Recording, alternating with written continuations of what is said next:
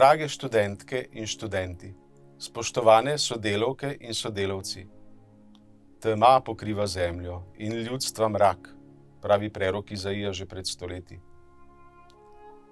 Koliko teme je tudi danes, okoli nas pa žal včasih tudi v nas, v našem srcu.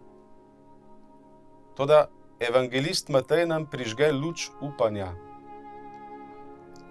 Njim, ki so prebivali v deželi smrtne sence, je zasvetila luč.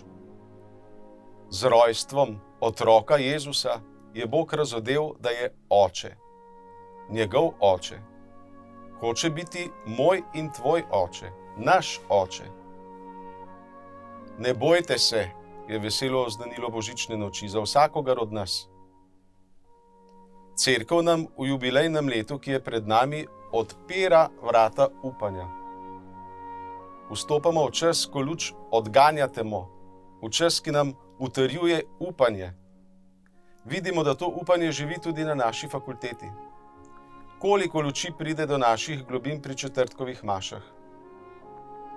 Kako lepi so bili adventni ponedeljki ob duhovnih spodbudah, petju in srečanjih.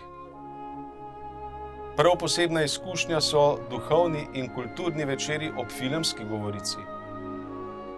Kako lepa izkušnja je bil adventni izlet v Gradec. Kako lep privilegij imamo na naši fakulteti, da lahko raziskujemo, odkrivamo, prepoznavamo in doživljamo to upanje, ki je novorojeni. Naš cilj je, da se opolnomočimo, da pomagamo tudi drugim iskati smisel in odkrivati lepoto življenja. Drage študentke in študenti, spoštovane sodelavke in sodelavci, hvala vam za vaš prispevek k življenju in delu Teološke fakultete v preteklem letu. Verjamem, da bomo v novem letu še bolj polni življenja, veselja in upanja.